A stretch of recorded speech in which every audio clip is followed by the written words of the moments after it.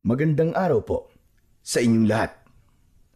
Sa araw po na ito ay isa na namang kwento ng pakikipagsapalaran at kababalaghan ang aking ihatid sa inyo. Ito ay kwento ng mag-amang Goryo at Kaloy. Pagtatanim ng bawang at sibuyas ang kanilang pinagkakakitaan at sila na rin ang nagbebenta. Inilalako nila ito sa ibang baryo.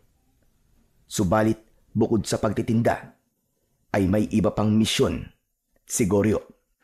Dahil ang baryong pinupunta nila ng kanyang anak ay yung nangangailangan ng kanyang tulong. Lalo na yung pinamumugaran ng mga kampon ng dilim. Mga lugar na ginagawang pugad ng mga nagpaparaming aswang. Katulad na lamang ng baryo Pulang Lupa kung saan ay naging malaking hamon kay Goryo kung paano tutulungan ang baryo upang hindi ito tuluyang pamugaran ng mga kampon ng kadiliman. Subalit ano nga ba ang iba pang kakayahan ni Goryo para magtagumpay laban sa kampon ng kadiliman? Sapat ba ang kanyang kakayahan para ibalik ang kapayapaan sa lugar na nadiskubre niyang nasa ilalim ng mga aswang? Alamin po natin yan sa kabuuan ng ating tampok na kwento sa araw na ito. Ngunit bago po ang lahat, mga idol, huwag po nating kalimutang mag-subscribe, mag-like at i-hit ang notification bell sa aking mga YouTube channel na The Voice Addict at Apong Isaac para sa mas marami pang makapigil hininga na kwentong aswang at katatakutan mula sa mundo ng kababalaghan. Umpisahan na po natin ang kwento. Ako si Goryo, biyudo at may isang anak. Si Kaloy, 12 anyos na siya. Maliit pa si Kaloy nang mamatay ang asawa ko dahil sa pagkakasakit. Kaya mag-isa na lang akong nagpapalaki ng aking anak. Pinili kong wag nang mag-asawa dahil wala na akong mahahanap pang katulad ng pumanaw kong kabiyak. Matagal na rin ng pangyayaring nais kong ibahagi. Malalim na ang gabi ng pagkakataong yon at mahimbing ang aking tulog nang gisingin ako ng anak kong si Kaloy. Tay! Tay, gising na po! Tay, gising na! Ano ba naman, Kaloy? Ang sarap-sarap ng tulog ko eh. Nagigising ka. Hindi ka na sanggol para magpatimpla pa ng gatas. Pambihira ka, oo. Tay, hindi po ako magpapatimpla ng gatas. Ano bang problema mo? Sumasakit ang tiyan mo. Kung bakit kasi ang dami mong kinain eh. Kaya yan, sumasakit tuloy ang tiyan mo. Magpapasama ka ba sa pagpunta sa Casillas para magbawas? Ikaw na lamang ang pumunta doon, anak. Antok na antok pa ako eh. Tay, hindi po ako magpapasama sa Casillas na nasa likod po ng bahay natin. Saka, hindi naman po sumasakit ang tiyan ko eh. Oh, kung ganun, bakit mo ako ginigising? May narinig po kasi akong kaliskos. Parang may ibang tao, tay eh. Anak ng ibang tao? Saan?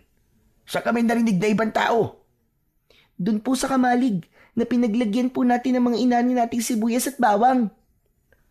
Dahil sa sinabing yon ng anak ko, ay biglang nawala ang nararamdaman kong antok. Kaya agad akong tumayo at agad na hinagilap ang nakasabit na itak na nasa dingding ng bahay. Mga lokong yun ah.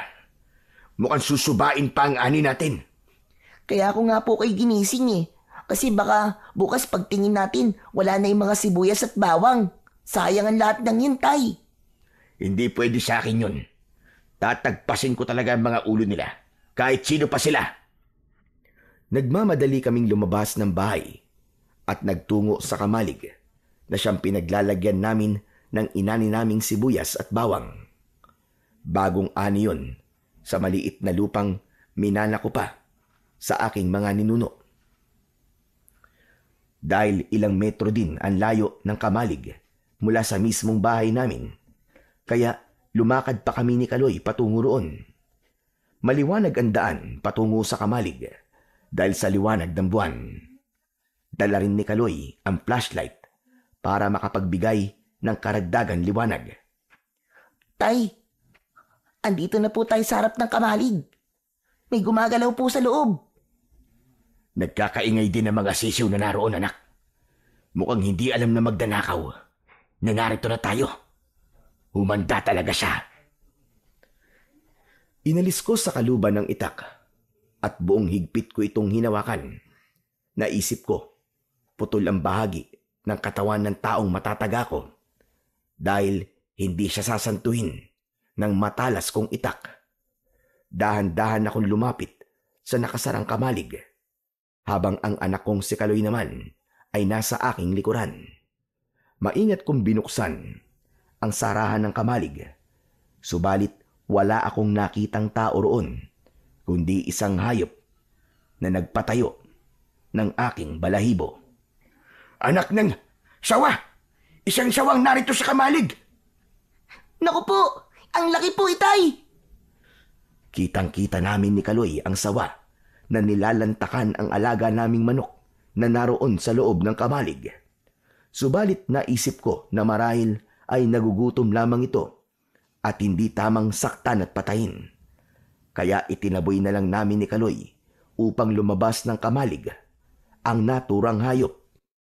Anak nang, nabawasan ang dalawang manok natin na narito sa kulungan. Oo nga po, pero nagkamali po tayo. Hindi pala magnanakaw ng ani natin nang pumasok dito sa Kamalig, Tay. Kundi magnanakaw ng manok. Sawa pala. Hayaan na lang natin yun. Gusto lang mabuhay nun sawa. Wala na mag-isip yun eh.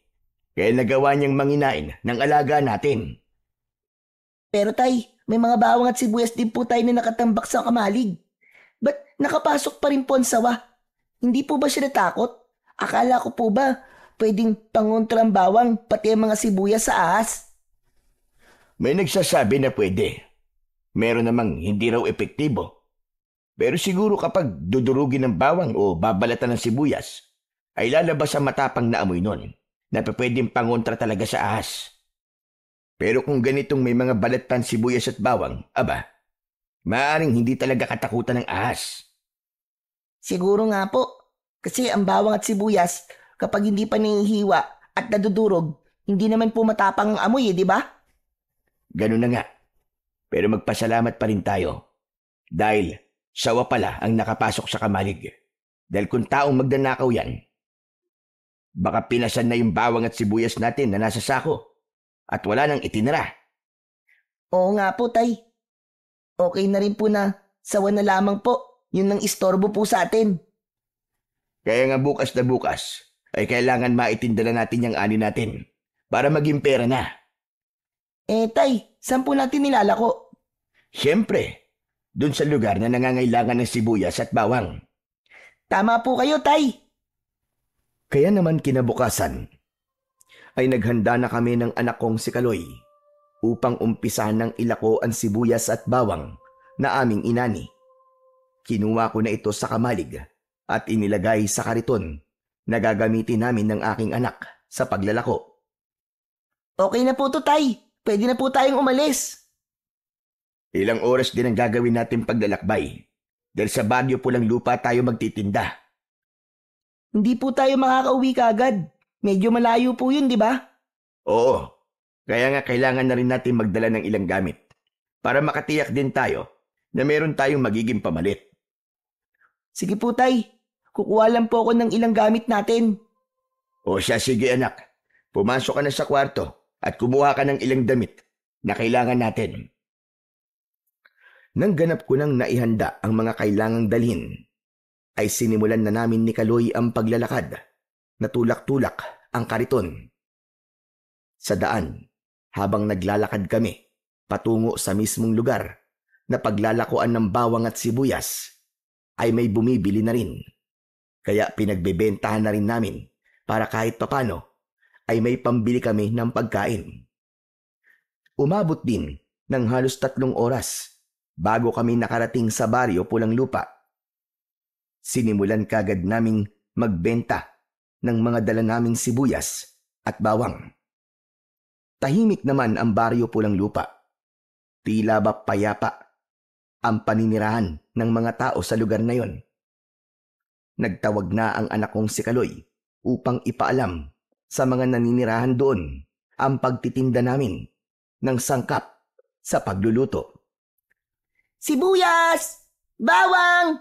Bili na po kayo! Bagong ani po ito at mura lamang! Bili na po kayo! Sibuyas! Bawang! Patuloy sa kanyang pagtatawag ang anak ko habang tulak-tulak namin ang aming kariton. May mga lumalabas ng bahay at napapasilip sa amin. Yan anak, narinig na nila ang pagsigaw mo. Oo nga po, tay. Kaya lamang, hanggang tingin lang sila eh. Parang ayaw po nilang bumili. Baka naman meron pa silang stock. Ituloy lamang po natin ang pagtitinda, tay. Tsak, may iba po dyan bibili. Tama ka anak. Basta kailangan nating maikot itong buong baryo Pulang Lupa para maipaalam natin na may itinitinda tayong sibuyas at bawang. Panigurado naman, may bibili't bibili nito. Nagpatuloy kami sa paglalako kahit wala pang lumalapit sa amin para bumili. Hanggang may lalaki akong napansin na kanina pang nakatingin. Naisip ko na baka interesado siya sa aming itinitinda. Doon tayo anak. Kanina pa tayo tinitignan ng lalaking yun eh. Napansin ko nga rin po, tay eh. Lumapit tayo sa kanya para makita niya ang tinda natin. Sana po, tay, bumili siya. Wala pa kasing bumibili sa atin mula nang dumating tayo dito sa baryong to. Wala pang buhay na mano. Manong, bibili ho ba kayo? Ano ba yung tinda nyo? Sinigaw ko na po kanina, manong. Bawang at sibuyas po. Abay, pasensya na. Hindi ko gaanong narinig. Ganun po ba? Ito po, tignan nyo na lang po. Pumili na lang po kayo. Ilang kilo po ba ng sibuyas at bawang ang bibili nyo? Bakit? Sinabi ko ba na bibili ako? Pero, manong, Wala akong sinabi bibili ako. Kayo lumapit sa akin dito para ialok yung tinda nyo. Nako, pasensya na ho. Sige ho, tutuloy na po kami. ay nako. Akala ko pa naman bibili na. Fake news lang pala. Itinulak na namin ni Kaloy ang kariton papalayo sa lalaking aming nilapitan. Subalit ilang metro na kaming nakakalayo nang tawagin kami bigla ng lalaki. Teka, sandali lang! Uy, nagbago yata ang isip ni Manong, tay. Oo nga. Teka lang, lapitan natin uli. Bibili ka na ba, amang? Hindi pa rin. May gusto lang ako sabihin. Kaya ako kayo tinawag. Abe, tungkol naman ho saan? Sa itinitinda nyo. Bakit to? Ano bang problema sa tinitinda namin? Mabuti pa. Sa ibang lugar na lang kayo magtinda niyan. Ho? Teka, bakit po, Manong? May problema ho ba sa pagtitinda namin ng sibuyas at bawang dito sa baryo ninyo? Hindi namin niya kailangan dito. Ho? Imposible naman po yun. Ginagamit po ang sibuyas at bawang sa pagluluto. Pampalasa po ito ng pagkain. Tapos sasabihin mo na hindi nyo ito kailangan. Bakit ba mas marunong ka pa sa amin? Hindi po magiging masarap ang luto nyo, Manong, kapag hindi nyo po inaluan ng sibuyas at bawang. Saray na kami. Kaya kung gusto nyong maipaubos sa mga tinda nyo, mas mabuting sa ibang lugar na lang kayo pumunta. Pero hindi mo kami maaaring pagbawalan sa pagtitinda namin. Sa katiyak, may ibang tao na taga rito na gumagamit pa rin ng sibuyas at bawang sa pagluluto. Nagsasayang lang kayo ng oras. Magpapagod lang kayo. Okay lang po. Itutuloy pa rin po namin ni tatay ang pagtitinda. Matitigas talaga ang ulo nyo, ano? Pero sir, hindi nyo kami maaaring pagbawalan. Walang masama sa pagtitindang ginagawa namin ng anak ko. Hindi naman ito labag sa batas at lalong hindi bawal magtinda nito. Masama ang tingin sa akin ng lalaking nagbabawal sa amin. Sa halip na makipagtalo pa ako sa kanya, ay iniwanan na lang namin ang lalaki at nagpatuloy na kami sa pag-iikot sa baryo habang tulak-tulak pa rin ang aming kariton. Hindi ko maintindihan kung bakit kami pinagbabawalan ng lalaking yon. Hanggang sa may babaeng lumapit sa amin na tila interesado sa aming inilalako. Manang, bili na ho kayo. Bagong ani po yan. Oo nga po, may dagdag po kapag bumili po kayo ng sibuyas at bawang. Talaga ba? May dagdag? Oo naman po, basta bibili po kayo. Oo naman. Kaya nga ako lumapit sa inyo. Dahil bibili ako yan.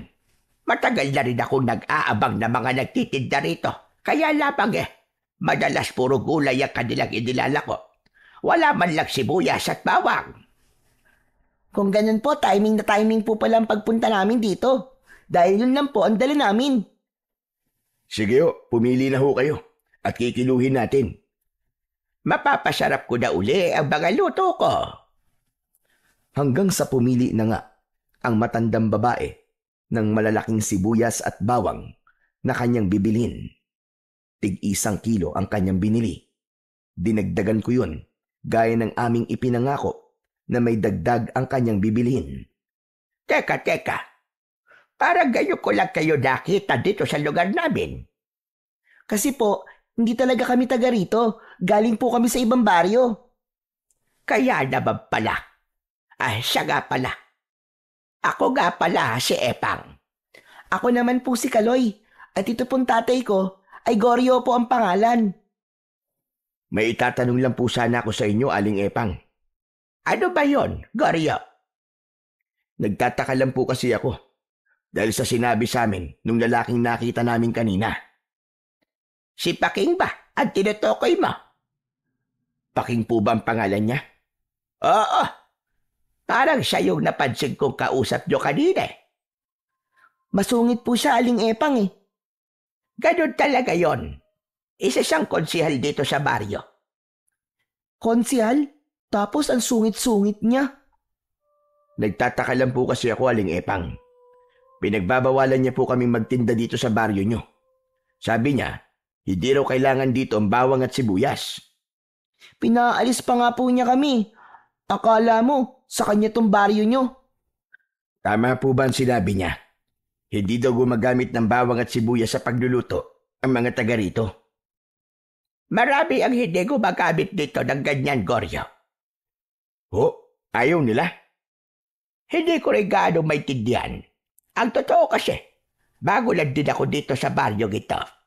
Kaya naman hindi ko pa rin ganun kakilala ang mga taga rito. Ganun po ba? Kaya pala, kayo lang ang nakapansin sa tinda namin. Saka masyadong umiiwas sa tao mga taga rito. Madalas ay nasa bahay lang sila. Kaya nga minsan, wala akong makausap ni isa. Paano po kayo napunta dito? Dito kasi dati naninirahan ng panganay kong kapatid. Kaya lang ay namatay na siya at naiwan ang kanyang bahay at lupa. Dahil wala nang titira, kaya ako na lang. Dahil nangungupahan ako sa dati kong tinitirhan, kaysa ipagbili ko, nilipatan ko na lang. Kung sa bagay, tama po yun. Praktikal. Dahil sayang itong bayat lupa. Kaya nga lang, medyo nahihiwagaan ako sa mga nakatira dito. Baka talagang ganun lang sila. Sanay sila na hindi nangangapit bahay. Siguro. Kaya lang nakakapanibagon talaga. Tinapos ko na ang pakikipag-usap ko kay Aling Epang ng mga sandaling yon.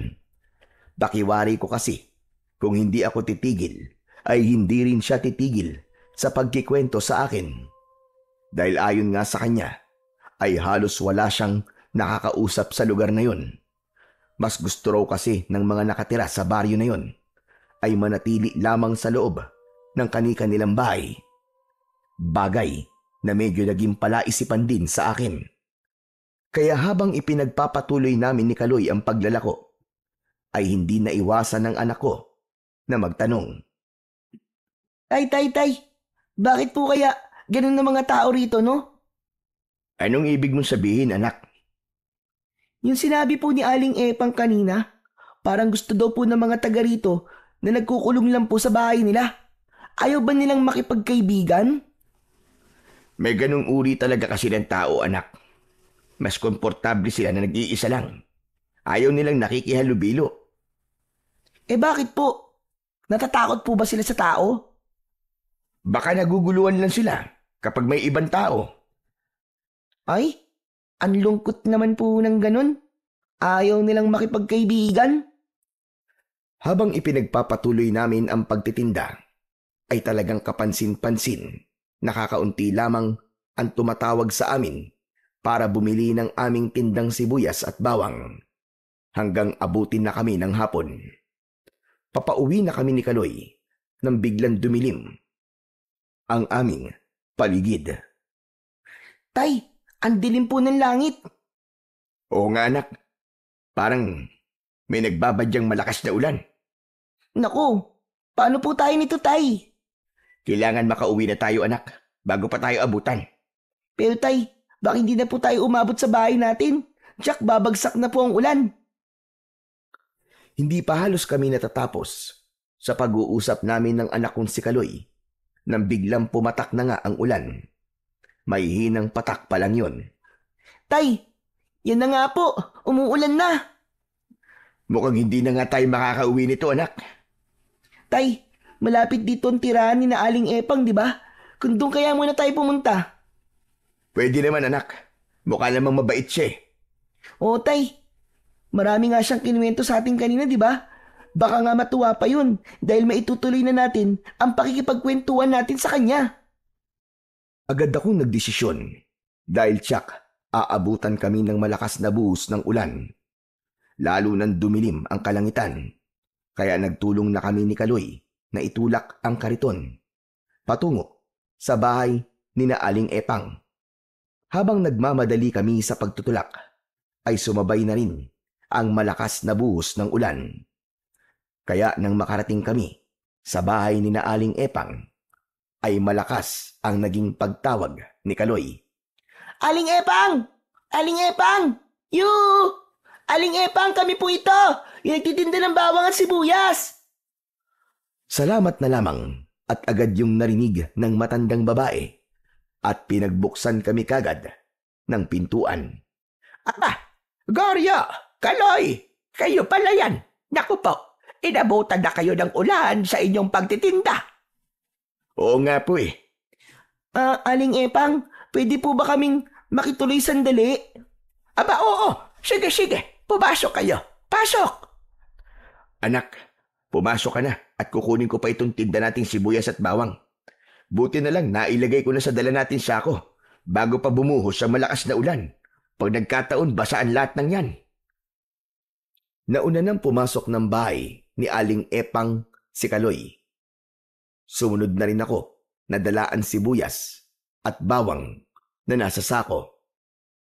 Dito na lang muna itabi ang paninda nyo, Goryo. Sa bandarian. Salamat po, Aling Epang. Nako, basang-basa na tuloy kayo. Ayos lang po. May dala naman po kaming damit ni tatay. Kaya magpapalit na lamang po kami. O sige, pagpalit na muna kayo. At mahirap kung matutuyo sa katawan nyo ang damit nyo na nabasa ng ulan. Itinuro sa amin ni Aling Epang ang kanilang kubeta.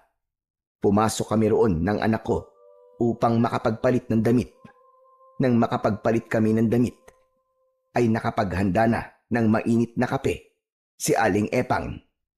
Mabuti pa'y magkape na muna kayong mag-aba para mainitan ang sikmura ninyo. Naku, nag-abala pa ho kayo. Maraming salamat po, Aling Epang. Ayos to, tay. Mainit na kape. Tama-tama. May natira pa po tayong tinapay na putok sa bag. May pagkain tayo, tatay. Kinuha ni Kaloy ang natirang tinapay sa bag na dala namin. Ilang piraso din yon. Inalok namin si Aling Epang pero tumanggi siya. Para na lang daw sa amin ni Kaloy ang tinapay. Sige na. Kayo na lamang ang kumain yan dahil busog pa naman ako. Pasensya na ho kayo sa ginawa namin pang-aabala sa inyo, Aling Epang.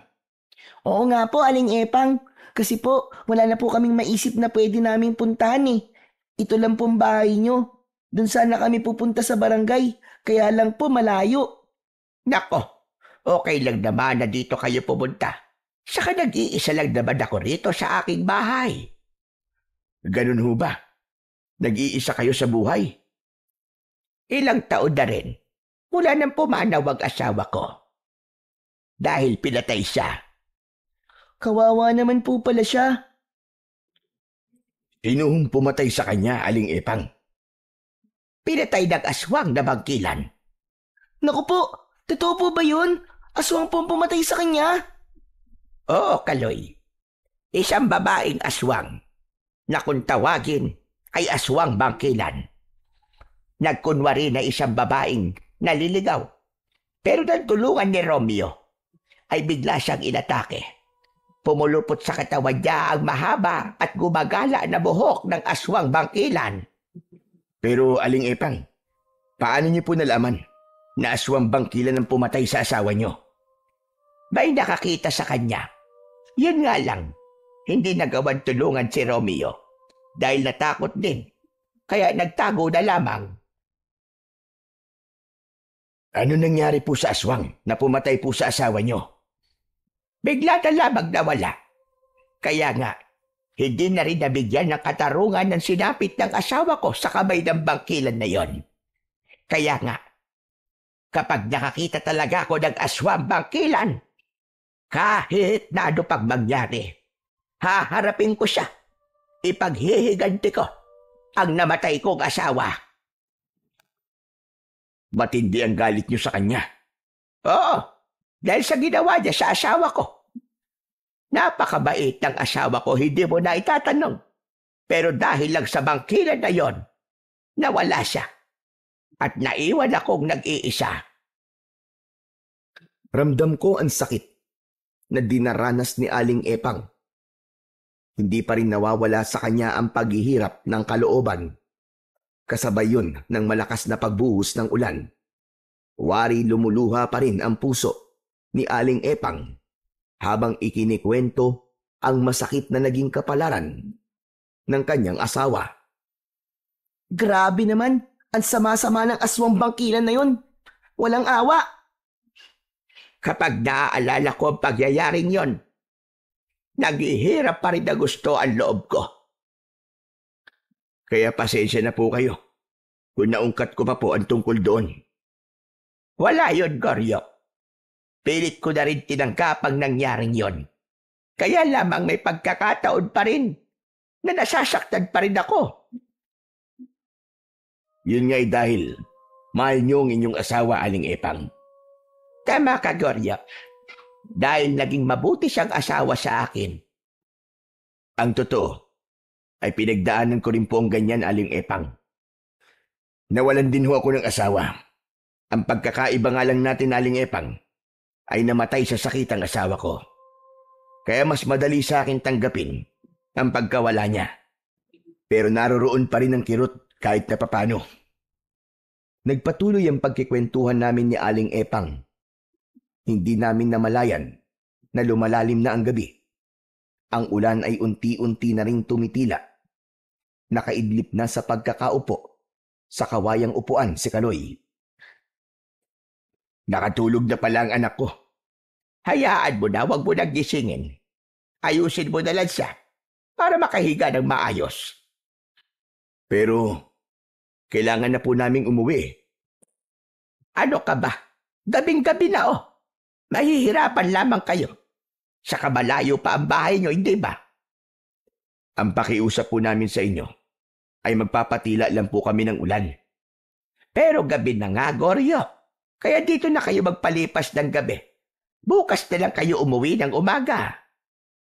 Naku, Aling Epang nakakahiya na ho sa inyo. Wala yon. Ano ka ba? Maliit na bagay lang naman itong pagpapatuloy ko sa inyo. Naku, Aling Epang, maraming salamat po sa inyo at pasensya na rin po. Sinabi ko nga at maliit na bagay lang ito. Sandali lang at kukuha lang ako ng mailalatag para pwede ka na ring mahiga at makapagpahinga. Kumuha ng banig Nayari sa buri si Aling Epang at ibinigay sa akin para gamiting panlatag. Sinamahan na rin niya ng 2 unan. Inilagay ko ang isang unan sa natutulog kong anak. Ang isa naman ay para sa akin. O sige na, magpahinga ka na rin, Goryo. At ako'y magpapahinga na rin. Tumalikod na si Aling Epang at umakyat na siya sa itaas ng bahay upang matulog sa kanyang kwarto.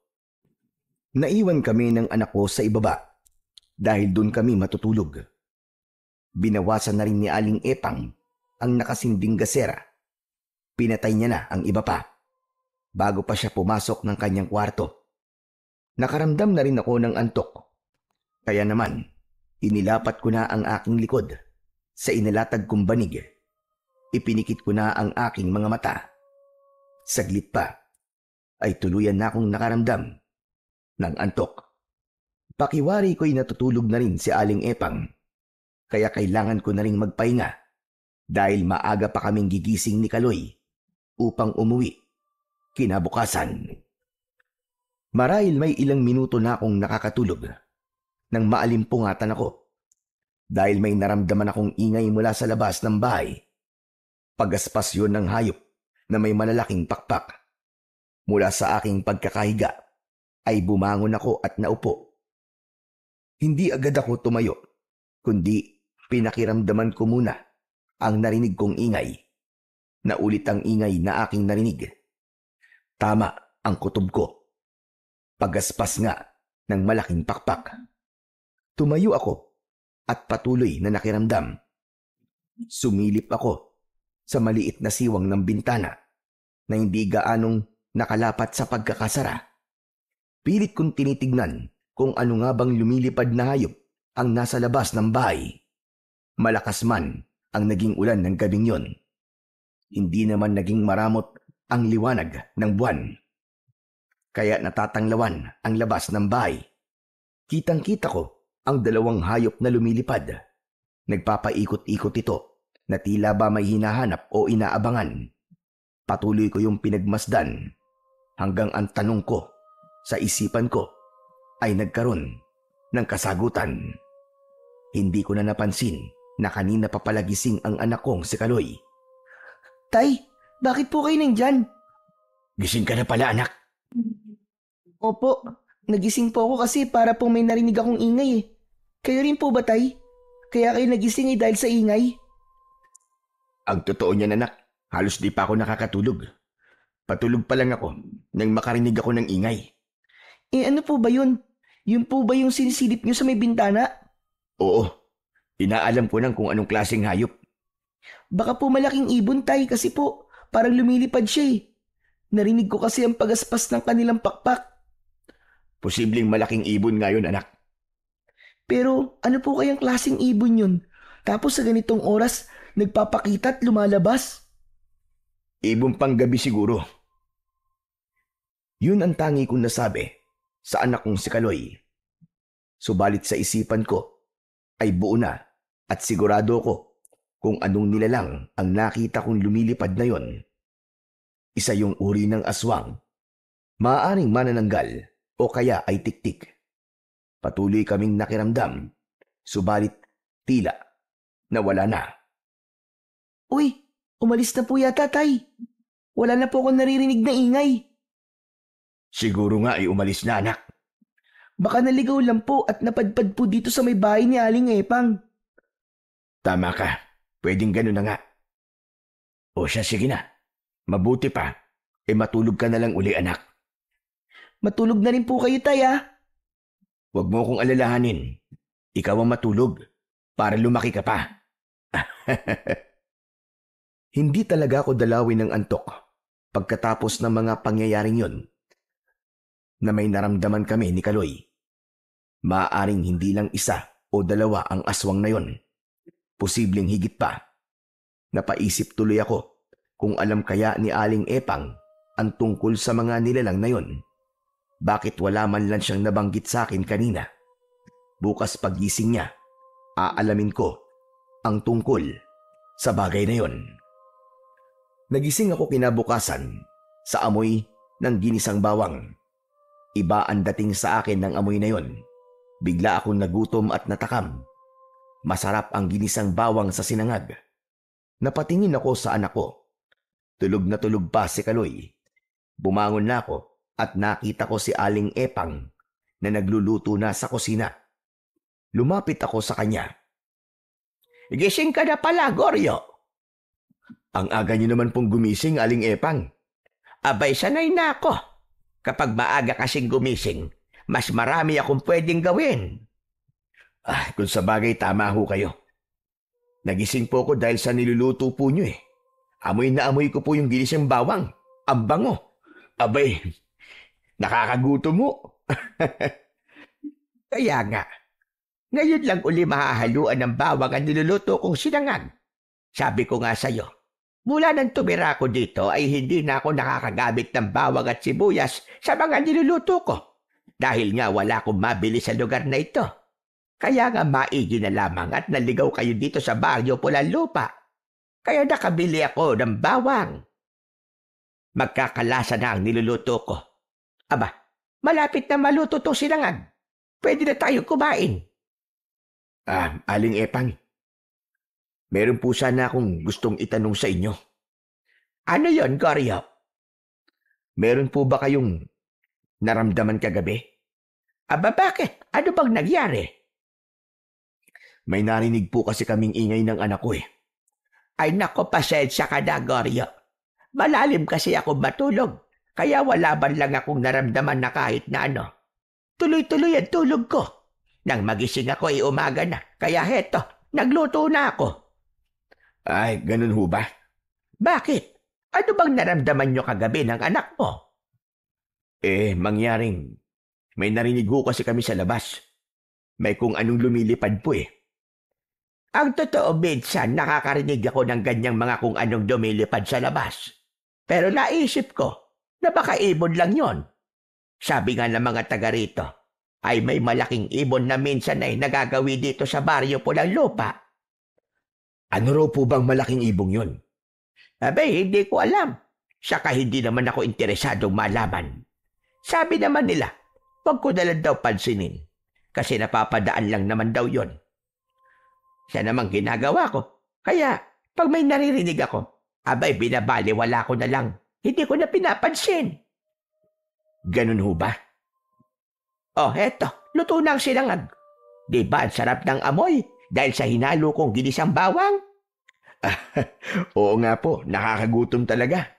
Buti pa'y gisingin mo na si Kaloy para makakain muna bago man lang kayo bumalik sa inyo. Sige ho, para sabay-sabay na po tayong kumain. Heto, nagprito na rin ako ng itlog at tuyo. Mainam na kapares sa sinangag. Ginising ko na muna ang anak kong si Kaloy para sabay-sabay na kaming kumain. Kailangan na rin naming maghanda para umuwi. Baka nakakaabala na rin kami kay Aling Epang. Hindi naman ako nahirapang gisingin si Kaloy. Napangiti pa nga siya nang sabihin kong kakain kami dahil nagluto ng masarap na almusal si Aling Epang. Lalong lumaki ang pagkakangiti ng anak ko nang makita ang nakahanda sa mesa. Hayan, ipinagluto pa tayo ng masarap na almusal ni Aling Epang, anak. Naku, salamat po, Aling Epang. Ang bait-bait niyo po talaga. Nako, ikaw talaga bata ka. Masyado ka bolero. Maliit na bagay lang naman yung ginawa ko na paghahanda ng almusal. Mga bisita ko kayo, natural, na kayo ay aking asikasuhin. Alam niyo ho kasi, Aling Epang, paborito po ni Kaloy ang sinangag. Opo, Aling Epang, lalo na po kapag maraming tustang bawang. Abay, tamang-tama pala, dahil sadyang dinamihan ko ang bawang na inihalo ko dyan. Kasalukuyan kaming kumakain nang may maulinagan kaming tila nagkakaingay at nag-uusap sa labas ng bahay. Aling Epang, parang may mga bisita po yata kayo. Oo nga po, parang may mga tao po sa labas. Wala naman ako inaasahang bisita ngayon. Isa pa, sa ganitong kaaga. Tumayo si Aling Epang at itinigil muna ang pagkain. Sige, Ituloy niyo muna ang pagkain niyo at titignan ko labang kung sino yung mga yon. Sandali lang ako. Tumuloy ang matandang babae sa pinto ng kanyang bahay at bahagya yung binuksan. Ganun na lamang ang pagtataka niya. Maging ako'y napakunot ng noo at nagtaka rin sa aking nakita na naroon sa labas ng bahay. May mga taong naroon, tila mga kapitbahay ni Aling Epang. Nakatingin sila sa matandang babae na nasa may pintuan. Masama ang tingin ng mga ito, bagay na ipinagtaka naman ni Aling Epang. Kaya inusisa niya ang ilang kapitbahay na naroroon. Bakit ba? Ano ba problema niya? Sa sama niyo yatang makatingin. Kaya aga-aga eh. Walang narinig na sagot si Aling Epang. Nakatitig lang sa kanya ang mga ito. Masama pa rin ang pagkakatingin sa matandang babae. Nang hindi pa rin sumasagot ang mga ito, ay isinara na lamang nito ang pinto at bumalik na sa harap ng mesa. Napapailing na lamang si Aling Epang. Bakit po kaya sila naroon sa labas at nakatingin lang po sa bahay niyo? Aba, ewan ko ba sa mga yon? Nagmumukha silang baliw sa ginagawa nila. Baka po nagugutom sila at gusto rin pong makikain. Tinatanong ko nga kung ano problema at kung may kailangan sa akin. Abay, hindi naman nagsasalita. Bahala ka sila kung ayaw nila magsalita. Problema na nila yon. Ipinagpatuloy na lamang ni Aling Epang ang pagkain. Ngunit sa bahagi ng utak ko ay hindi ko maiwasang mag-isip ng dahilan. Subalit sa isipan ko lamang yon, hindi ko pa kayang ipaalam kay Aling Epang. Sa palagay ko ay ang paggamit ni Aling Epang ng bawang sa kanyang nilulutong sinangag ang dahilan ng pagpunta ng mga taong yon. Posibleng naamoy nila ang halimuyak ng ginisang bawang na sangkap ni Aling Epang sa kanyang niluluto. Hindi nila nagustuhan ang amoy ng bawang, lalo na't ayon na rin sa matandang babae na maraming ulit nang sinabi sa kanya na hindi gumagamit ng bawang at mga sibuyas sa pagluluto ang mga naninirahan doon. Kaya nga isang bagay lamang ang naisip ko. Posible kayang mga aswang ang mga taong nakatira sa lugar na yon? O baka naman hindi lang talaga sila sanay sa amoy ng bawang? Ilan yon sa mga tanong na nasa aking utak. Bigla ka yatang huminto sa pagkain mo, Goryo. May pumasok lang po sa isip ko, Aling Epang. Tungkol sa mga baliw kong kapitbahay ba? Para nga po silang nababaliw, Aling Epang. Kasi po, dahil lang po sa amoy ng ginisang bawang, apektado na po agad sila. Bahala ka sila sa buhay nila. Basta ako, lalagyan ko ng bawang at sibuyas lahat ng iluluto ko. Ay nako, bahala sila kung hindi nila gusto ang amoy. Tama po kayo, Aling Epang. Wala silang karapatang pagbawalan kayo sa kung paano kayo magluluto. Ganun na ka. Sino ba sila, di ba? Para ako ay pakialaman sa pagluluto ko. Hindi ko rin naman sila pinakikialaman. Saka, sa kanila ba ako humihingi ng pambili ng bawang at sibuyas? Hindi naman, di ba? May kanya-kanya kaming buhay. Walang pakialamanan. Nang matapos kaming kumain, ay gumayak na kami ni Kaloy upang umuwi na ng bahay. Pero naisip ko, wala namang kaming gagawin doon. Hindi na po muna tayo uuwi, Tay? Oo, anak. Kung hindi kayo uuwi, abay saan kayo pupunta? Marami-rami pa naman po yung dala naming kalakal eh. Kaya ipagpapatuloy na lang po namin ang paglalako ng sibuyas at bawang. Pwede rin naman. Saka mapapagod lang kayo kung uuwi kayo. Tapos babalik uli dito sa baryo namin. Yun na nga ho naisip ko. Kaya mas mainam po kung ipagpapatuloy na lang po namin ang paglalako. Siguro kung mapapaubos namin ang aming paninda, saka na lang po kami uuwi para po kumuha uli. Okay lang po sa akin yun, Tay. Maaari pa rin kayong tumuloy dito sa bahay ko kahit kailan. Talaga po, Aling Epang? Oo naman, Kaloy. Sabi ko nga sa inyo, Hindi ko naman nakakausap ang mga kapitbahay ko, hindi ba? Mainam nga na nagawi kayo rito. Kahit papano, ay hindi na mapapadis ang laway ko. Dahil meron akong nakakakwentuhan. Salamat po uli sa inyo, Aling Epang, ha? Sige ho, tutuloy na muna kami para ipagpatuloy na po ang pagtitinda namin. Siya nga pala. Kumuha na po kayo ng karagdagang sibuyas at bawang. Libre na po yun. Kahit papaano po makabayad man lang po kami sa pang-aabala namin sa inyo. Saka po sa masarap na almusal, Aling Epang. Grabe, ang sarap po talaga ng sinangag na may tuyo at itlog. Wala yon. Maliit na bagay lamang. Pero nabawasan po ang budget nyo dahil sa amin. Okay lang yun, Goryo. Saka malapit na magkatapusan, may matatanggap na naman akong pensyon. Pensyonada ho pala kayo. Dati akong nagtrabaho sa gobyerno. Kaya, nang magretiro ako, may natatanggap akong pensyon buwan-buwan.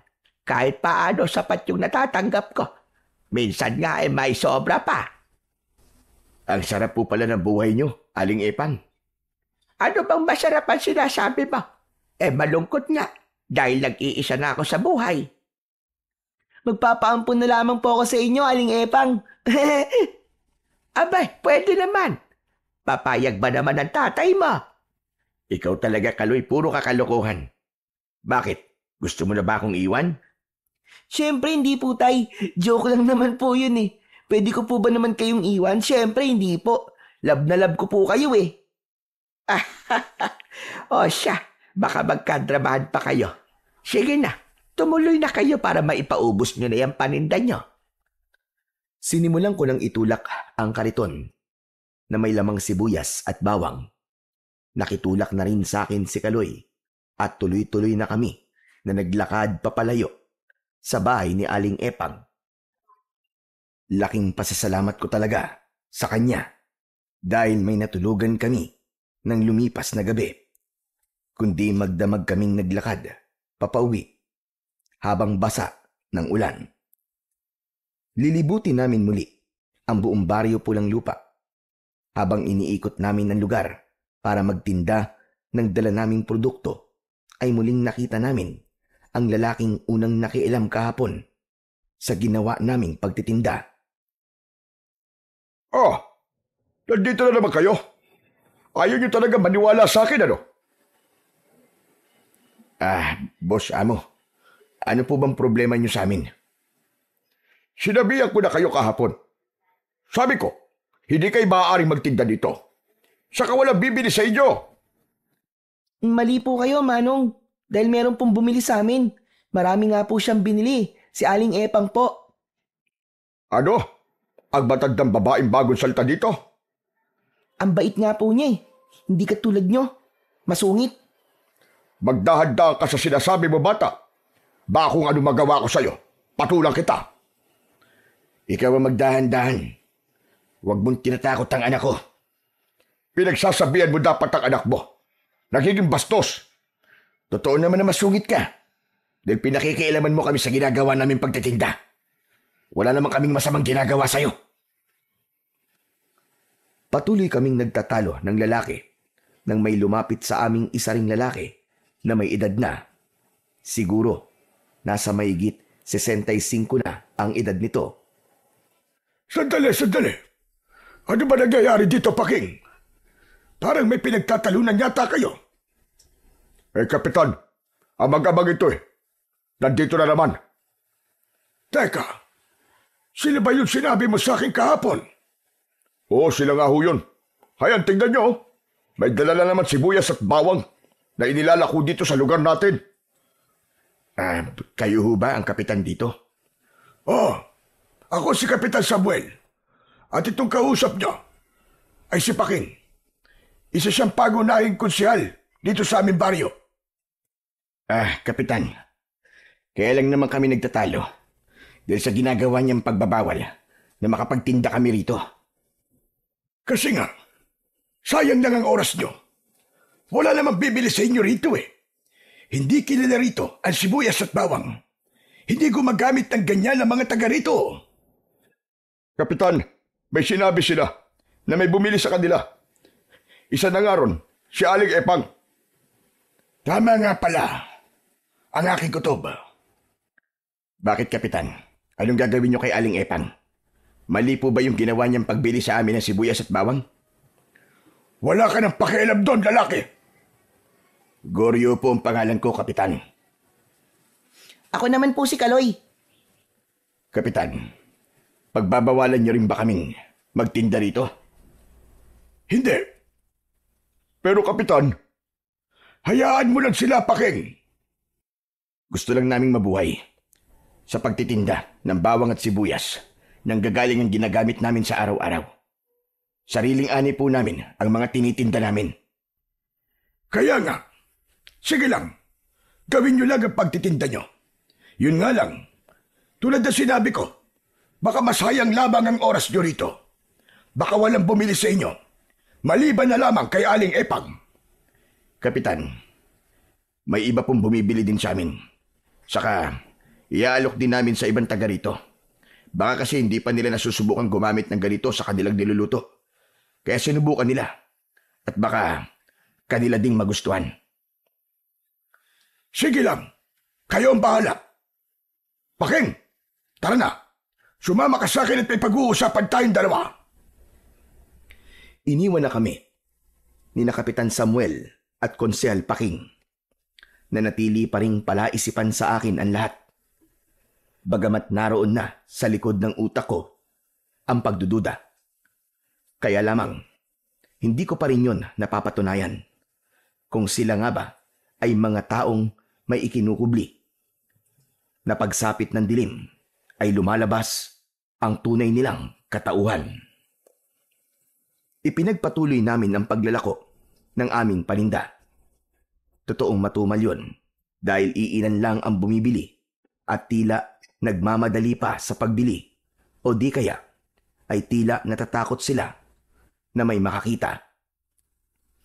Tay, ano po bang nangyayari sa mga nakatira dito? Mukhang tama po si Aling Epang ah. Parang may mga sapak po mga nakatira dito, Tay. Yun na nga eh. Hindi ko rin maintindihan, anak. Kakaiba talaga ang kanilang mga kinikilos. Takot bumili ng bawang at sibuyas. Tapos, yung gusto naman bumili, parang nagmamadali at nag-aalala na may makakita sa kanila. Hayaan na lang po natin. Basta ituloy na lang po natin ang pagtitinda, Tay. Buti pa nga, para maubos na itong paninda natin. Ang pagdududa kong yun tungkol sa mga taga-baryo Pulang Lupa ay ikinubli ko kay Kaloy. Umabot ng hapon ang ginawa naming paglalako. Tutuloy na sana kaming umuwi nang maalala ko na may nakalimutan kami sa bahay ni Aling Epang. Babalik po tayo kina Aling Epang, Tay. Oo, anak. Yung basang damit na hinubad dating kagabi. Isinampay ko yun sa may kusina ni na Aling Epang. Nakalimutan kong kunin. Nakakahiya. Naku, oo nga po pala, Tay. Sige po, bumalik po tayo kina Aling Epang. Mabuti pa nga para makapagpaalam na rin tayo sa kanya bago tayo umuwi. Sinimulan nang itulak ni Kaloy ang kariton pabalik sa bahay ni Aling Epang. Ilang minuto rin ang ginawa naming paglalakad hanggang makabalik kami roon. Nang makarating kami, bukas ang bahay. Ibig sabihin, naroon sa loob ang matandang babae. Tuloy-tuloy akong pumasok. Naiwan sa labas si Kaloy. Ako na lang ang pumasok sa loob para kunin ang naiwang damit. Kaya lamang, walang tao sa loob. Samantalang nakabukas ang pinto. Wala yata si Aling Epang, ha? Aling Epang? Aling Epang, siguryo ho ito. May nakalimutan lang ako. Aling Epang? Umakyat ako sa itaas ng bahay at nagbaka sakaling natutulog ito sa kanyang kwarto. Kaya lamang nakabukas din ang kwarto nito, subalit wala ding tao. Patuloy kong tinatawag ang pangalan ni Aling Epang, subalit walang sumasagot. Nakaramdam na ako ng kaba ng mga sandaling yun. Hanggang sa makita ko ang kanyang tsinelas. Yun ang tsinelas na suot niya. Kinabahan ako dahil imposibleng iwan niya ang kanyang kinelas at umalis ng bahay nang hindi yun suot. Pumasok na rin ng bahay si Kaloy. Tay, bakit po kanina niyo pa po tinatawag si Aling Epang? Anak, wala siya rito sa loob ng bahay niya Baka naman po umalis lang siya, may pinuntahan. Pero iniwan niyang nakabukas ang bahay, anak. Mukhang hindi ganun si Aling Epang na aalis siya na hindi isasara ang kanyang bahay. Saka tignan mo ang tsinelas niya. Andito sa may pintuan. Ibig sabihin, nandito dapat siya sa loob. Hala, oo nga po, no? Pero bakit ganun? Nasaan po kaya si Aling Epang? Naging panaya na ang kabog ng dibdib ko. Iba na talaga ang nararamdaman ko.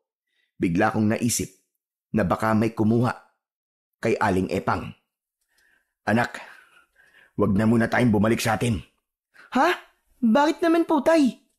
Dito muna tayo sa bahay ni Aling Epang. Hala, baka po magalit siya sa atin, hindi po tayo nagpaalam. Paano siya magagalit? Wala nga siya rito. Saka iba ang pakiramdam ko, Kaloy. Mukhang nasa panganib ang buhay niya. Ha? Ano po, Tay? Paano niyo pong nasabing nasa panganib po ang buhay ni Aling Epang? Kasi nga, nawawala siya Kaya maaaring may kumuha sa kanya. Sino naman po ang kukuha kay Aling Epang? Yun ang dapat nating malaman, anak. Kailangan ni Aling Epang ang tulong natin. Dahil yun nga ang naging desisyon ko, ang wag na munang umuwi ng bahay. Kaya nanatili kami sa bahay ng matandang si Aling Epang. May ilang kapitbahay na tumitingin sa amin para makiusyoso. Kaya lumapit ako sa kanila. Pero nang lalapitan ko na sila para tanungin, ay lumalayo sila at ang iba ay pumapasok sa loob ng kanilang tahanan. Tila ayaw nilang magsalita kung meron man silang nalalaman. Anak ng teteng, oo. Ano ba klaseng mga tao to?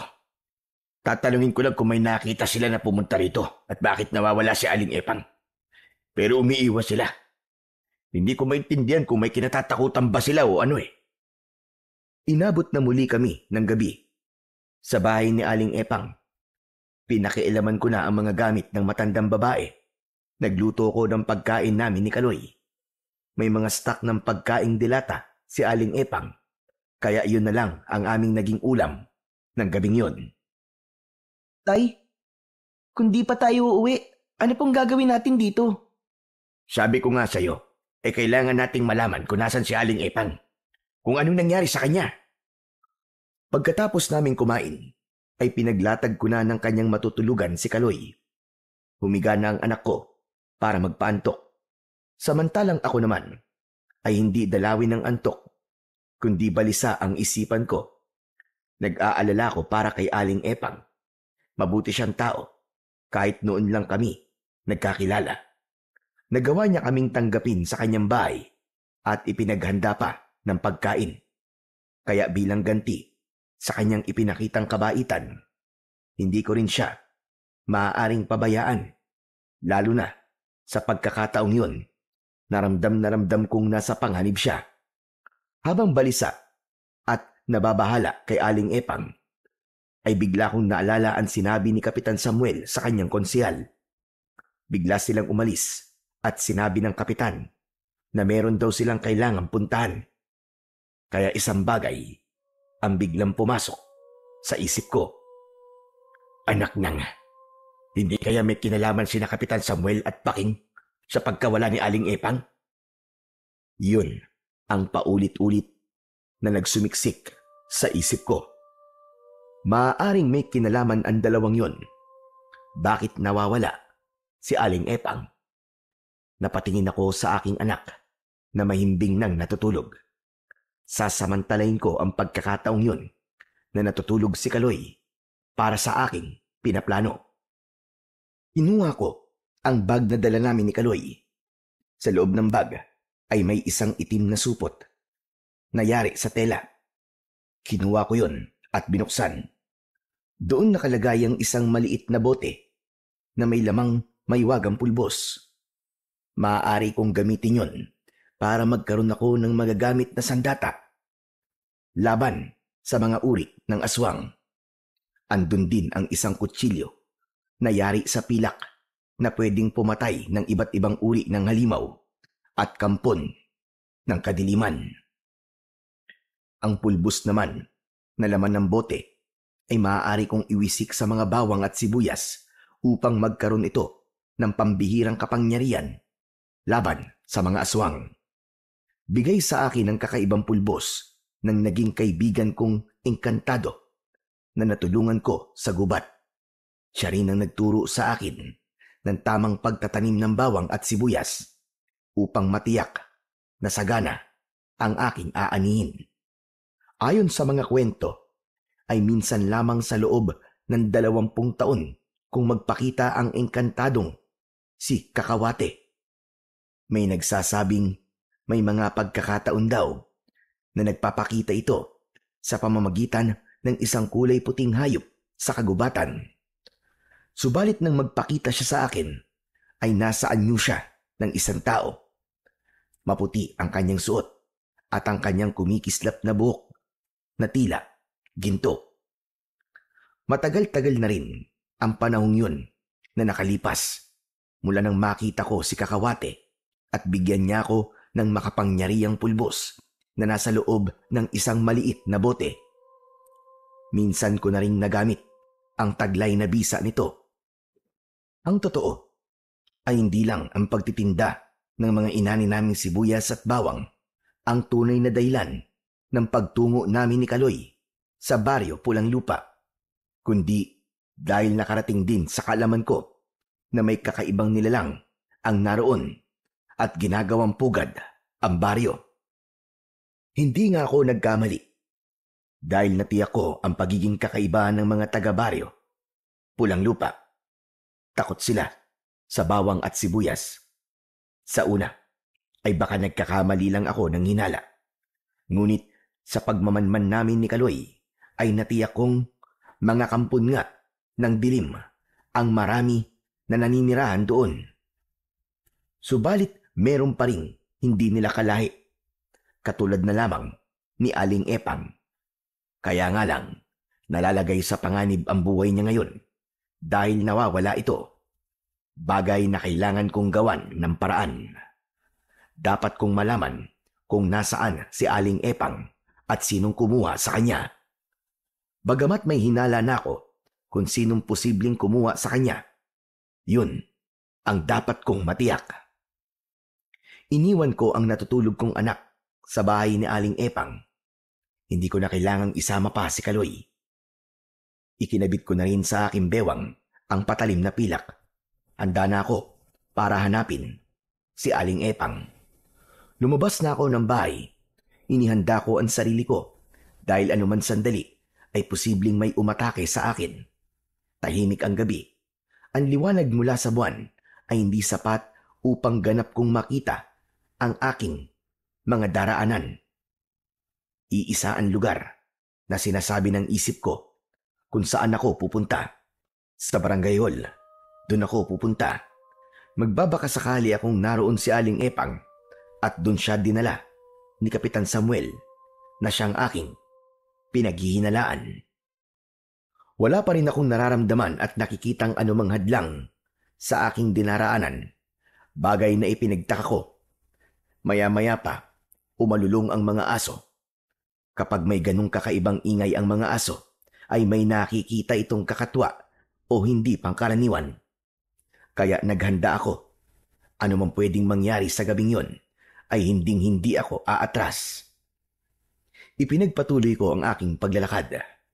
Hanggang sa bandang dulo ng aking daraanan ay may natanaw akong nakaharang sa aking daan. May kadiliman, kaya hindi ko masyadong mawari kung ano ang mga nakaharang na yon. Ipinagpatuloy ko ang paglalakad at ganoon na lamang ang aking pagkabigla nang makita ko na ang mga tao na nakaharang sa daraanan ko. Halos magkakadikit sila at magkakatabi. Madilim ang kanilang mga muka, namumula ang kanilang mga mata, at matatalim ang tingin nila sa akin. Kaya isang bagay lamang ang agad na pumasok sa isip ko. Hindi ako maaaring magkamali. Sila na ang mga aswang sa lugar na yon. Huminto ako dahil walang madaraanan. Nakaharang ang mga kakatuwang nilalang. Nanatili rin silang walang kibo. Sa palagay ko, nakikiramdam din sila kagaya ko. Habang pinakikiramdaman ko ang mga nilalang na ang layo ay nasa 10 metro, inihanda ko na ang sarili ko. Hinawakan ko ang patalim na pilak. Kumuha na rin ako ng ilang piraso ng bawang at sibuyas sa aking belt bag at inilagay ko yon sa loob ng aking suot na pantalon. Halos sabay-sabay na sumigaw ang mga nilalang na nakaharang sa aking daraanan. Mahirap ipaliwanag ang kanilang sigaw dahil iba-iba yun, kaya lalong nakakarindi at masakit sa tenga. Kasabay ng kanilang mga sigaw ay ang pagbabago ng kanilang mga anyo. Iba-iba ang kanilang anyo. Magkakaiba sila ng uri ng aswang.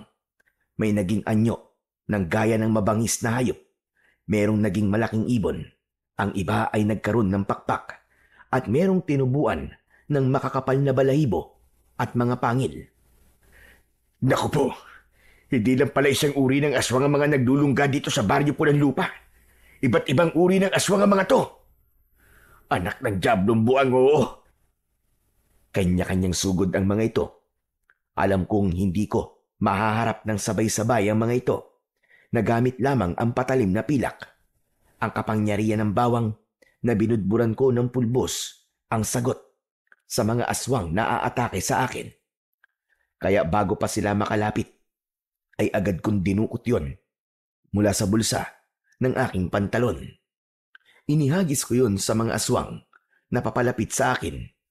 Nang bumagsak sa kinaroroonan nila ang bawang, ay naglabas ito ng matapang na amoy na hindi nagustuhan ng mga aswang. Nanuot sa kanilang ilong ang amoy. Iba ang idinulot nun sa mga aswang. Nakaramdam sila ng pagkahilo na tila mga lasing. Nagkakabungguan ang mga aswang na susugod sana sa akin. Ang lumilipad naman na aswang ay tila nahilo sa ere at bumagsak ng pasadsad sa lupa.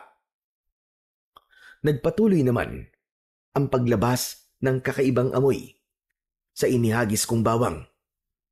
Hindi na nila kayang tagalan yon, kaya isa-isan lumayo ang mga aswang na kanina lang ay nais na akong lantakan. Kanya-kanya sila ng takbuhan papalayo.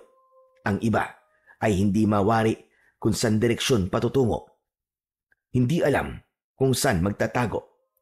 Ang mahalaga sa kanila ay makalayo at iwasang masinghot ang kakaibang amoy na inilalabas ng bawang. O ano? Mga dinapurak kayo ng diablo! Amoy pa lang yan, ha? Natataranta na kayo. Paano pa kaya kung ito naman sibuyas ang ihagis ko sa inyo? Di ako may paglalagyan talaga kayo. Mga impakto kayo. Salamat. Wala na sila. Pero tiyak, re-rest back ang mga yun. Pero hindi ngayon yun. Dahil nahihilo pa sila sa mabahong amoy ng bawang. Natitiyak ko, sa ibang araw babalik ang mga yun. Kaya ipinagpatuloy ko ang aking paglalakad hanggang sa makarating ako sa lugar na aking pupuntahan sa barangay hall ng baryo Pulang Lupa. Bukas ang ilaw sa loob ng tanggapan, subalit mahinang liwanag lamang yon. Nagkubli ako at nakiramdam. Nakita ko na may ilang taong galing sa loob. Pagkalabas ng mga ito ay nagmamadaling umalis. May mga tao sa loob. Posibleng naroon si Kapitan. Kailangan kong mas makalapit. Nagpalinga-linga muna ako upang matiyak na walang makakakita sa akin. Madilim pa rin ng mga sandaling yon. Mga ilang oras pa bago humudyat ang pagbubukang liwayway. Nagawa kong makalapit sa may barangay hall. Nakarinig ako ng boses na tila ba nagmamakaawa. Kaya pilit kong pinakinggan upang malaman kung anong sinasabi. Pamilyar sa akin ang boses na yon. Hindi maaaring magkamali ang aking pandinig. Boses yon ni Aling Epang. Sila Kapitan nga ang dumukot sa kanya. Narinig ko ang pagmamakaawa ng matandang babae. Pakawalan niya ako. Maawa kayo sa akin. Bakit niyo ba ako kinuha sa bahay ko? Ano ba kailangan niyo? Anong kasalanan ko sa inyo? Dahil pakialamera kang matanda ka. Ano bang kasalanan ko nga sa inyo? Hindi ko alam kung may nagawa kong pagkakamali. Ang ginawa mong pagbili ng mga sibuyas at bawang. Alam mo mahigpit na ipinagbabawal ang paggamit ng ganyan sa baryong ito. Bakit ba, Kapitan? Ano ba pakialam niyo kung bumili ako ng bawang at sibuyas? Hanggang ngayon pala ay wala ka pa ring alam. O talagang boba ka lamang, Aling Epang, ha? Hindi ko kayo maintindihan. Ano ba nangyayari? Kawawa ka naman. Hanggang ngayon ay hindi mo pa rin alam kung anong mga nilalang ang kasama mo dito sa baryo Pulang Lupa. Anong ibig mo sabihin, Kapitan? Malalaman mo rin. Masusurpresa ka na lang. Saka, ang ikinakagalit namin ay ang ginawa mong pagtanggap sa mag-amang tindero na pinatuloy mo pa sa bahay mo. Naawa lang ako sa kanila. Kaya tinulungan ko sila. Yun na nga eh. Lalo mo lang ginalit si Kapitan dahil sa ginawa mong pagtulong sa mag-amang yon. Dahil sa kanya, lalo lang nalagay sa peligro ang mga taga rito sa baryo. Pero hindi sila masasamang tao. Mabubuti sila. Wala akong pakialam doon. Basta't hindi ko gusto ang ginawa mo. Pakialamerang matanda. Maling pakitaan ko sila ng kabutihan? Sandali nga, Kapitan. Ano ba talagang problema nyo doon sa mag-ama? Sabihin mo nga sa akin. Dahil panganib siya sa gaya ko at mga kauri ko. Ayaw ng mga taga rito na nabubulabog sila. Kapitan, mukhang mahina talagang makaintindi ang gurang na ito eh. Mas maigi pa kung malaman na niya ang totoo. Hindi ko man ganap na natiyak kung ano ba ang ibang nangyari, pero narinig ko ang malakas na sigaw ni Aling Epang. Kasunod ay ang paghalakhak ni Paking, ganun din ni Kapitan Samuel. Kaya isang bagay lamang ang naisip ko. Ipinakita nila kay Aling Epang ang tunay nilang pagkatao at ang kanilang pagiging aswang. Hindi nga ako nagkamali dahil yun sa sigaw ng matandang babae. Iska pa. Huwag kayong lalapit. Huwag kayong lalapit. Mag-aswag pala kayo. Mag-aswag pala kayo.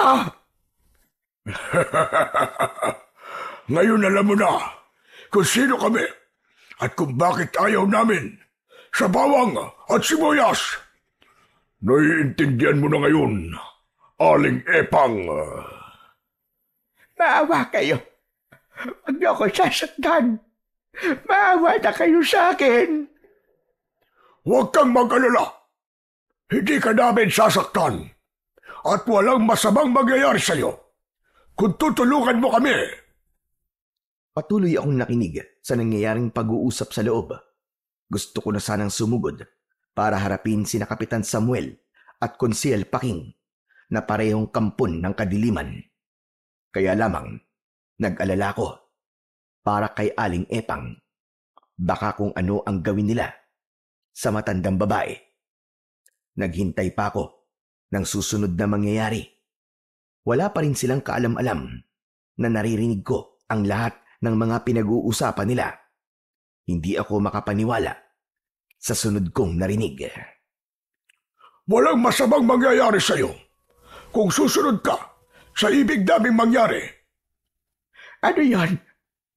Ano yan, Kapitan? Ang mag-amang pinatuloy mo sa inyo. May sinabi sa akin ng mga alagad kong kanina lang ay nagpunta dito. Meron silang isinumbong sa akin. Hindi ko gusto yon. Kaya dapat siyang magbayad. Ano gusto niyong gawin ko? Kapalit ng kaligtasan ko. Makinig kang maigi, Aling Epang. At wag na wag kang sisira sa ating magiging kasunduan. Dahil kung hindi mo magugustuhan ang gagawin namin sa inyo. Malinaw sa akin at dinig na dinig ko ang mga sinabi ni Kapitan Samuel kay Aling Epang. Nang matapos ang pag-uusap na yon, ay nagmamadali na akong umalis. Alam ko na ang kanilang pinaplano. Dapat ko nang balikan ang anak ko sa bahay ni Aling Epang. Isa pa ay nagsisimula ng magbukang liwayway, kaya kailangan ko ring makabalik. Nang makarating ako sa bahay ni Aling Epang, ay natutulog pa rin si Kaloy. Naupo ako sa tabi niya. Saka naman siya nagising. Tay, ang aga niyo pong nagising ah. Oo, anak. Nagsinungaling ako kay Kaloy dahil hindi niya dapat malaman na iniwan ko siya ng gabing lumipas. Tiyak marami siyang magiging tanong kapag nalaman niyang umalis ako ng bahay. Aalamin niya kung saan ako nagpunta at kung ano ang ginawa ko sa magdamag. Mas mainam na hindi niya na yun alam para hindi na magtanong ng kung ano-ano. Bumangon na si Kaloy at iniligpit ang pinagtulugan. Saka naman biglang dumating si Aling Epang. Tila pagod at puyat ang matandang babae. Kailangan kong magkunwari na wala akong alam. Oh, Aling Epang, saan kayo galing? Pambihira, sobra kami nag-alala sa'yo. Oo nga po, Aling Epang. Hindi po namin alam kung saan po kayo hahanapin. Aling Epang, kumusta ho kayo? Ayos lang. Ayos lang ako, Goryo. Aling Epang, puyat ho ba kayo? Abay, parang wala ho kayong tulog ah. Para kayong pagod na pagod. Nangihina kayo eh. Pagod lang ako. Gusto ko munang magpahinga. O sige ho, maghahanda po muna ako ng pagkain natin. Ikaw na ang bahala. Doon muna ako sa kwarto ko. O siya, maiwan ko na kayo riyan. Halata ang pagod at pagkabahala sa itsura ni Aling Epang. Tuloy-tuloy na itong pumasok sa loob ng kanyang kwarto. Tay, parang may sakit po si Aling Epang, no? Baka talagang pagod lang siya, kaya matamlay. Pero, saan po kaya siya galing, Tay? Ayaw niya pong sabihin sa atin. Hayaan na lang muna natin siya, anak. Kung ayaw pa niyang sabihin sa atin, karapatan naman niya yun eh. O siya, doon muna ako sa kusina at maghahanda lang ako ng pagkain. Mamaya, pagkatapos ko magluto, saka na lang natin tawagin si Aling Epang. Sige po, Tay. Nang makapagluto na ako, ay ipinatawag ko na kay Kaloy si Aling Epang. Pero hindi siya lumabas ng kanyang kwarto, kundi mas pinili na manatili na lang sa loob nun at magkulong. Marahil naguguluhan at nag-iisip sa dapat niyang gawin dahil nga sa pinag-uutos sa kanya ni Kapitan Samuel. Hindi nalingid sa akin kung ano man yon dahil malinaw na malinaw sa aking pandinig ang lahat ng kanilang pinag-usapan. Bagay na napaghandaan ko na bago pa dumating si Aling Epang. Sumapit na muli ang gabi. Hindi na muna kami umalis sa bahay ni Aling Epang dahil nag-aalala na rin ako sa kanya. Alam kong tinakot siya ni na Kapitan at nag-aalala ito sa kung anong maaaring gawin sa kanya. Naging tahimik ang gabing yon. Nagpapahinga na kami ni Kaloy nang maramdaman kong lumabas mula sa kanyang kwarto si Aling Epang. Nagkunwari akong natutulog, samantalang nahihimbing naman ang aking anak. May pinaplano ng gabing yon si Aling Epang. Alam kong isa yon sa ipinag-uutos sa kanya ni Kapitan Samuel na siyang pinakapinuno ng aswang sa baryo Pulang Lupa. Hinayaan ko lang si Aling Epang. Kung anuman ang kanyang gagawin ng gabing yon, ay napaghandaan ko na. Maya-maya pa, ay narinig kong binuksan ng matandang babae ang pinto ng bahay. Lumabas siya na may dala. Nang matiyak ko na nakalayo na si Aling Epang, ay saka ako bumangon. May kutob na ako sa kanyang gagawin. Kaya pinuntahan ko ang pinaglalagyan ko sa mga natirang sibuyas at bawang na nasa sako. Anak nang, wala na rito. Tama ba ang kutob ko? Kinuha ni Aling Epang ang mga bawang at sibuyas. Isa nga sa pinag-utos ni na Kapitan Samuel. Ayang alisin ang mga yun dito sa bahay niya. Dahil alam nilang maaaring gawin kong pangontra yun laban sa kanila. Pero okay lang yun. Dahil ang totoo, nang dumating ako mula sa may barangay, ay agad akong nagtabi ng mga bawang at sibuyas. Pinuno ko ang belt bag na aking dala at maging ang bulsa ng pantalong ko. Hindi ko kailangan ang marami nun. Ang importante ay mabudburan ko ng pulbos para maging mabisa at magtaglay yun ng kakaibang kapangyarihan laban sa mga aswang. Sapagkat alam kong maya-maya lang ay babalik na si Aling Epang, kaya bumalik din ako sa higaan katabi ang aking anak. Hindi dapat makahalata ang matandang babae na alam ko na ang ginawa niya. Kinabukasan, nagkunwari akong walang alam. Si Kaloy ang nagtanong sa akin kung nasaan ang mga natitirang sibuyas at bawang na nasa sako. Tay, nawawala po yung paninda natin. Aba, baka naman nariyan lang yun, anak. Bakit naman mawawala yun? Wala po talaga, tay eh. Hinanap ko na nga po kanina pa pero wala po dun sa pinaglagyan natin. Sino naman kukuha nun? Lumapit ako kay Aling Epang upang itanong. Nagpatuloy ako sa pagkukunwari na wala akong nalalaman. Aba, hindi ko rin alam, Goryo. Nakita mo naman na halos maghapon at magdamag akong nagkulong lang sa kwarto ko. Mangyaring nawawala po kasi talaga eh. Hindi kaya ninakaw po yun, tay? Nako, baka nga may kung sinong dumampot nun. Nasa lisiyan tayo. Sayang naman. Pero sino po kayang kukuha nun? Di po ba ayaw namang gumamit ng ibang mga taga rito ng bawang at sibuyas? Baka ibibenta rin nila sa ibang gumagamit nun sa kanilang pagluluto. Malay mo naman, hindi ba? Tay, kung umuwi na po kaya tayo, kumuha na lang ulit tayo na natitirang sibuyas at bawang tapos bumalik ulit tayo rito para ituloy po ang pagtitinda. Pwede rin ganun. Ngayon na ba kayo aalis? Nako, bakit hindi nyo na lang ipagpabukas pa? Bakit po, Aling Epang? Kwan kasi, mas maigi siguro kung bukas na lang kayo aalis. Aling Epang, may problema ba? Meron ba kayong ikinakatakot? Wala naman. Naisip ko lang na baka mas mainam kung bukas na lang kayong umuwi. Napapaisip ako sa pagbabawal ni Aling Epang na umuwi kami. Hindi kaya may iba pa silang pinag-usapan ni na Kapitan na hindi ko nalalaman. Ang tanging alam ko lang ay inutusan siya ni na Kapitan na itapon ang paninda naming sibuyas at bawang. Bukod doon ay wala na akong alam kung anuman ang iba pang pinaplano. Pero nakahanda ako. Kaya nagdesisyon akong wag na muna uli kaming umuwi. Pero sinubukan kong tanungin si Aling Epang. Nagbabaka sakali akong mapapaamin ko siya at sabihin sa akin ang tunay na dahilan. Aling Epang, baka may gusto ho kayong sabihin sa akin. Ano ka ba? Gustong sabihin. Wala naman, Goryo. Aling Epang, hindi niyo pa rin sinasabi sa akin kung anong nangyari sa inyo nang mawala kayo. Goryo, meron lang akong pinuntahan at hindi kagad nakabalik. Ganun lang yun, maniwala ka.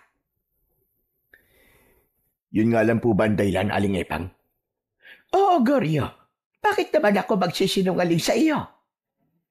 Aling Epang, kung di kayo magsasabi ng totoo, baka hindi ko kayo matulungan. Ano bang ibig mo sabihin, Goryo? Alam kong may nag-uutos sa inyo at tinatakot kayo. Kwan, hindi ko alam ang sinasabi mo. Walang tumatakot sa akin. Ang totoo po, kaya hindi pa kami umuwi dahil gusto kong protektahan kayo. Ayoko mapahamak kayo, Aling Epang, dahil alam kong mabuti kayong tao. Pero kung matatakot kayong sabihin sa akin ang totoo, pare-parehong malalagay sa panganib ang buhay natin. Mukhang may nalalaman ka nga, Goryo. May ipinag-utos sa inyo sina Kapitan Samuel at Paking. Tama ba ako? Ano ka mo? Ako na lang ang tanging makatutulong sa inyo, Aling Epang. Dahil alam ko na rin ang totoo nilang pagkatao.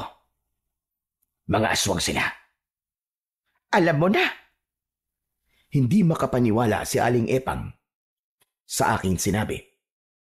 Maging ang narinig kong pag-uusap nila nung nakaraang gabi.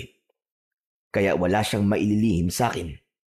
Maging ang pagkuha niya sa mga natitirang bawang at sibuyas ay sinabi ko na rin sa kanya. Kaya Aling Epang, hindi mo na kailangan magkaila pa. Kayo ang kumuha ng mga natitirang sibuyas at bawang. Pasensya ka na, Goryo. Saan nyo dinala yun? Itinapon ko sa may ilog. Pinaanod ko para hindi na mapakinabangan dahil yun ang inutos sa akin ni Kapitan. Naiintindihan kita, Aling Epang. Natakot sila sa mga sibuyas at bawang dahil maaaring gamitin ko yung pangontra laban sa kanilang mga aswang. Maging yung para sa pagluluto ko ay kasama ko na rin itinapon. Wala nang natira. Dahil natakot ka sa kanila. Sige, Aling Epang, magsabi pa kayo. Ano pang pinapagawa nila sa inyo na hindi ko nalalaman? Plano nilang patayin kayo mag-ama. Ngayong gabi. Kaya ba, pinagbabawalan mo kaming umuwi? Oo, Goryo. Dahil ako ang siyang mapapahamak kapag hindi ko sila sinunod. Papatayin nila ako at ipapalapa sa mga aswang na kumakain ng laman loob ng tao. Kaya di na baling mapahamak kami ni Kaloy. Mailigtas niyo lamang ang sarili niyo, ganun ba? Patawad, Goryo, patawad. Ayoko rin gawin yon, pero natakot talaga ako, naguguluhan ako. Hindi ko alam ang aking gagawin. Ayoko pagmamatay. Tapos sa kamay pa ng mga aswang. Kakaibang uri sila ng aswang. Hindi sila aswang bangkilan. Napumatay sa asawa ko. Mga aswang pa rin sila na dapat mong paghigantihan. Huwag na kayo mag-alala, Aling Epang. Akong bahala sa inyo. Hindi ko kayo pababayaan. Paano, Goryo? Paano?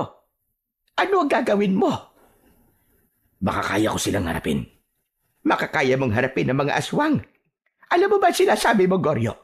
Gusto mo bang ipahamak ang buhay mo? Hindi. At alam kong makakaya ko sila gamit ang mga armas na taglay ko. Kaya ngayon naman, ay ako makikiusap sa iyo. Ako naman ngayon ang humihingi sa inang pabor. Ng tulong. Anong tulong, Goryo? Sabihin mo. Kung paano natin malilipol ang mga aswang na naninirahan sa lugar na ito. Lalo ng kanilang pinuno na sina Kapitan Samuel at Paking. Gusto mong tulungan kita? Ganun ba? Oo. Yun ang dapat mong gawin, Aling Epang. Kalimutan mo na ang anumang sinabi nila sa'yo. Alisin nyo na rin ang takot sa kanila. Tayo ang nararapat na magtulungan para sa ating kaligtasan. Kaya kinausap ko si Aling Epang kung paano niya ako matutulungan para gawin ang naiisip ko na plano. Pinakinggan naman akong mabuti ng matandang babae. Alam kong nakuha ko rin ang kanyang tiwala. Dahil nga walang katiyakan ang anumang ipinangako sa kanya ng mga kampo ng dilim. Anumang oras ay maaaring magbago ang isip ng mga ito. Posibleng lalo niyang ikapahamak. Ang naging pag-uusap pala namin ni Aling Epang ay napakinggan ni Kaloy. Tay, bakit hindi niyo ako sinasama sa plano niyo ni Aling Epang? Anak, mas maigi kung hindi ka na makikialam.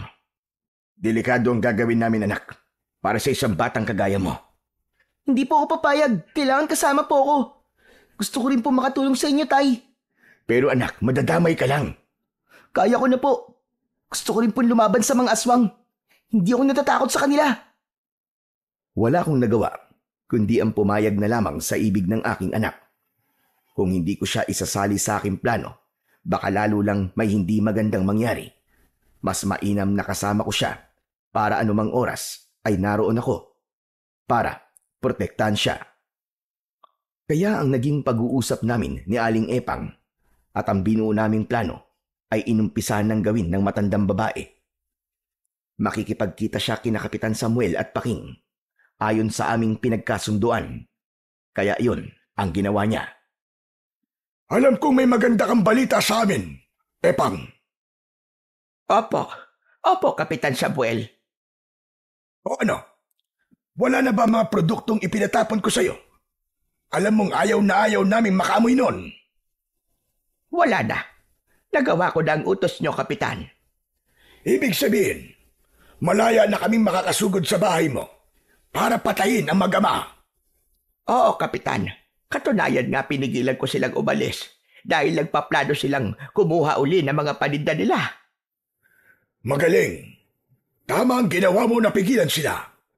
Kaya mamaya pagsapit ng hating gabi, iwan mo sila sa bahay mo. Kami na ang bahala sa mag-ama na yun. Ngayon ay makikita nila ang kanilang hinahanap na kamatayan. Matapos ang naging pakikipag-usap ni Aling Epang kina Kapitan, ay bumalik siya ng bahay at sinabi niya sa akin ang ibig mangyari ng mga ito. Tama ang hinala ko na pinagpaplanuhan nga nila akong patayin sapagkat alam nilang ginagamit kong panlaban sa kanila ang bawang at sibuyas. Kaya ito ang una nilang ginawan ng paraan para mawala at hindi maging hadlang sa kanilang plano.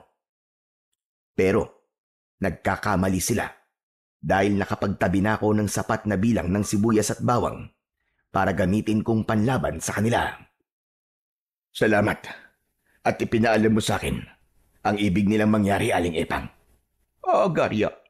Dahil higit ako nagtitiwala sa iyo. Alam kong ikaw ang tangi kong kakampi.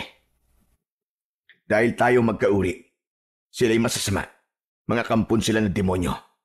Kaya wala silang ibang hangad kundi ang mawala tayo sa landas nila para lalo nilang magawa ang kanilang masamang balak. Anong gagawin ko, Goryo? Tiyak mamaya pagsapit ng hating gabi ay darating sila rito para patayin kayo mag-ama. Basta, aalis ka, Aling Epang, pagsapit ng oras na yon. Isasama mo si Kaloy. Ngunit paano ka, Goryo? Napag-isipan ko na ang gagawin ko, Aling Epang. Ako na ho ang bahala sa sarili ko. Ikaw ang bahala. Magtiwala ka sa akin, Aling Epang. Kaya ko silang harapin at titiyakin kong mauubos ang mga aswang sa lugar na ito. Kaya bago pa sumapit ang hating gabi, ay naghanda na kami. Binigyan ko ng sibuyas at bawang na nabudburan ng pulbos sina Aling Epang at Kaloy. Ipinaliwanag ko rin sa kanila kung paano nila yon magagamit para sa mga aswang na maaaring umatake sa kanila. Ito pong gagamitin namin laban sa mga aswang na susugod sa amin, Tay. Oo, Kaloy. Kayo ni Aling Epang ang magkasama. Kaya mag-iingat kayo. Oo, Goryo. Iingatan ko ang anak mo. Ang bawang at sibuyas na ibinigay ko sa inyo ang makakatulong sa inyo. Kaya ingatan niyong hindi mahulog ang mga yan. Nang sumapit na ang takdang oras na inaasahang pagdating ni na Kapitan Samuel, ay pinaalis ko na sina Aling Epang at Kaloy para yon sa kanilang kaligtasan. Kung may mga aswang man na atake sa kanila, ay alam kong maipagtatanggol nila ang kanilang mga sarili sa tulong ng ibinigay kong bawang at sibuyas. Kaya nang sumapit ang hating gabi, ay ramdam na ramdam ko ang kakaibang ingay mula sa labas ng bahay ni Aling Epang. Sumilip ako sa bintana at nakita ko na napapaligiran ang bahay ng iba't ibang uri ng aswang. Naroon na rin sina Kapitan Samuel at Paking. Nagbigay ng utos si Kapitan Samuel sa mga kampon niyang aswang.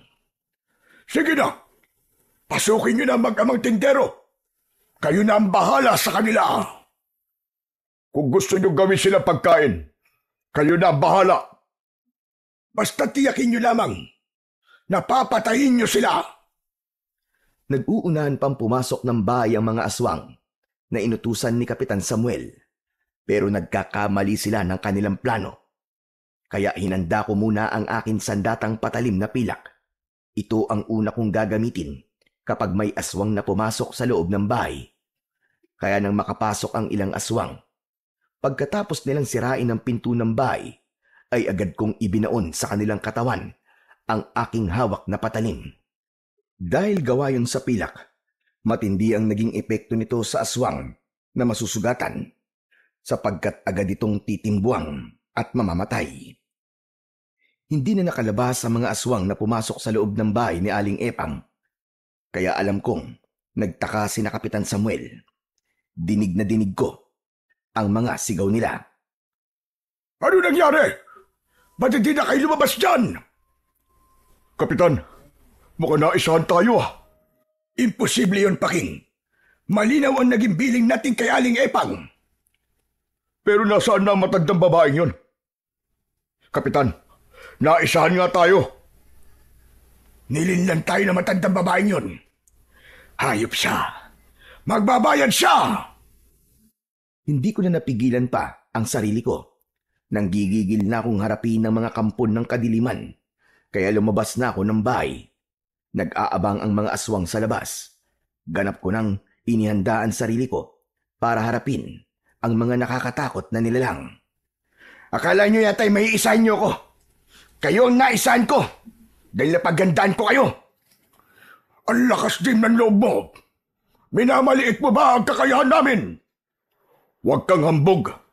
Sa dami ng mga aswang na makakaharap mo ngayon, magkakapira-piraso katawan mo. Yun ay kung kaya nyo. Sumenya si Kapitan Samuel. Inutusan niya ang mga alagad niyang naroon.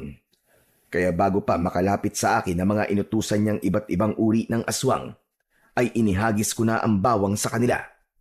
Gaya ng una, ang naging epekto ng bawang na binudburan ko ng pulbos ay agad na naglabas ng kakaibang amoy na hindi nagustuhan ng mga aswang. Ang baho ng amoy! Hindi ko kaya! Sumasakit ang ulo ko, Kapitan! Bakit meron pa rin siyang bawang at sibuyas? Hindi maaari ito! Niloko tayo ni Aling Epang. Niloko niya tayo! Galit na galit si Kapitan Samuel. Muling nag-utos ito para sugurin ako ng iba pang mga aswang. Ano pag ginagawa niyo? Pagpira-pirsuhin na ang lalaking yan! Sige na! Mula sa bulsa ng pantalon na suot ko, ay kinuha ko naman ng ilang piraso ng sibuyas at ibinato yun sa papasugod ng mga aswang.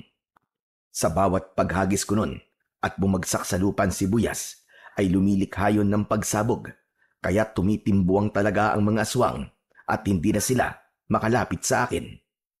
Kitang-kita ko sa muka ni na Kapitan Samuel ang gulat dahil hindi nila inaasahan ang ganung uri ng pagsabog mula sa sibuyas. Kaya lamang, wala kong kamalay-malay na may mga uri pala ng aswang na may kakaibang kakayahan. Nagagawa nilang magbago ng anyo para maging maliit na hayop at nagawa nilang makagapang patungo sa aking likuran. At nang naroon na sila, pinigilan nila ako para hindi na ako makapagtapon pa ng bawang at sibuyas. Nawala na ang bisa ng inihagis kong bawang. Naglaho na ang kakaiba nitong amoy, kaya kailangan maghagis ng panibago. Pero paano ko gagawin yon kung hawak na ng aswang ang aking mga kamay? Ungas! Akala mo yata'y may isaan mo kami. Mas matalino ang mga alagad ko kaysa sa'yo, Goryo. Paano ka ngayon? Kung ako sa'yo, magdasal ka na. Dahil ngayon na ang kamatayan mo. Asa na ngayon ang yabang mo? Hanggang diyan ka lang pala. Habang hawak ako ng mga aswang, ay natanaw ko sa di kalayuan sina Aling Epang at Kaloy. Lumabas na sila sa kanilang pinagtataguan. Kitang-kita ko ang ginawa nilang pagsunod upang ako'y tulungan. Hinagisan nila ang mga aswang ng hawak nilang bawang at sibuyas dahil galing sa likod ang dalawa. Kaya hindi nakaiwas ang mga aswang at tumama ang mga yon sa katawan nila. Sumabog ang sibuyas. Ang mga hindi naman tinamaan ay sumakit ang ulo dahil hindi kinaya ang inilabas na amoy ng mga bawang at sibuyas. Maging ang aswang na may hawak ng mga braso ko ay nataranta at binitiwan ako. Hindi nila kaya ang matinding amoy. Kaya nang mabitiwan ako, ay sinamantala ko ang pagkakataon para isa-isang ihagis na rin sa kanila ang mga sumasabog na sibuyas. Nagkanya-kanya ng takbo ang mga aswang, subalit dahil sa matinding amoy ay nakakaramdam sila ng matinding hilo, kaya hirap silang makalayo. Bagkus ay nagsibagsakan na sa lupa. Nagtulong-tulong kami ni na Aling Epang at Kaloy upang tiyaking mauubos ang mga kampon ng kadiliman. Kaya gamit ang kapangyarihan ng bawang at sibuyas, ay tiniyak naming walang makakaligtas, isa man sa kanila. Maging sina Kapitan at Paking ay tumimbuwang at habol ang kanilang hininga. Kaya nilapitan ko sila at itinarak sa kanilang katawan ang patalim na pilak upang matiyak ang kanilang kamatayan. Kumisay-kisay pa sila nang ibaon ko sa katawan nila ang patalim. Nagpupumilit pa silang manlaban, pero wala na silang nagawa dahil nagpatuloy na sila sa panghihina hanggang sa tuluyan na silang malagutan ng hininga. Pinagsama-sama namin ang mga bangkay ng aswang na nagkalat sa paligid at hinagisan yun ng sibuyas hanggang sa masunog ang mga ito. Yan ang nababagay sa mga masasamang nilalang na katulad ninyo, ang mamatay sa init ng apoy. Tama lang po na masunog po sila, Tay. Mga kampon sila ni Satanas. Diyan sila nababagay. Muntik na nila akong balilang. Ngayon ko naintindihan kung bakit kayo napadpad sa baryong ito, Goryo. Dahil ikaw ang magiging tagapagligtas at lilinis sa lugar na ito mula sa lumalaganap na kasamaang hatid ng mga kampon ng kadiliman. Yun talaga ang tungkulin ko, Aling Epang. Bagay na hindi ko matatakasan. Dahil yun ang nakatadhana sa akin. Tay, matagal niyo pong itinago sa akin ang tungkol dito. Dahil ayoko madamay ka, anak. Pero ngayon, alam kong magiging katuwang na kita para ipagpatuloy ang aking misyon. At handang-handa po akong tulungan kayo, Tay. Papatayin natin ang lahat ng mga aswang na naghahatid ng takot sa lahat ng mga tao. Maraming salamat sa tulong niyong mag-ama. Malabang, bahagi na rin ng mga aswang na yon ang pumatay sa asawa ko. Ngayon, tiyak na mas marami na kayong magiging suki. Tapos na ang dilim dito sa baryo. Ang mga natitirang naninirahan dito ay matagal lang naghihintay na makagamit ulit ng bawang at sibuyas sa kanilang pagluluto. Dahil wala na ang mga taong nagbabawal at nananakot sa kanila. Siguro po, Aling Tepang. Hindi na kami magtitinda pa rito. Aba, bakit naman? Kung kailan darami na ang inyong suki, saka naman kayo hindi magtitinda. Dahil may ibang lugar ulit kaming kailangan puntahan. Pero mabibigyan din namin kayo ng bagong pagkakakitaan. Kami ay magdadala sa inyo ng mga sibuyas at bawang na ititinda. Aba, sige, magandang ideya yan, Goryo. Ako na lang ang magtitinda rito sa baryo Pulang Lupa ng mga sibuyas at bawang. Aba, binigyan niyo pa ako ng pagkakakitaan. At doon nagtatapos ang dilim at kasamaan sa baryo Pulang Lupa. Kaya babalik na ang kapayapaan at magiging malaya na ang mga naninirahan para minsan pa'y mapasarap ang kanilang mga lutuin dahil wala nang nagbabawal para gamitin ang mahahalagang sangkap sa kanilang mga lulutuin. Ang bawang at sibuyas. Ang kadiliman at kasamaan ay hindi tumitigil upang tayo ay ninlangin. Lagi silang may paraan upang tayo'y ibulid sa kapahamakan.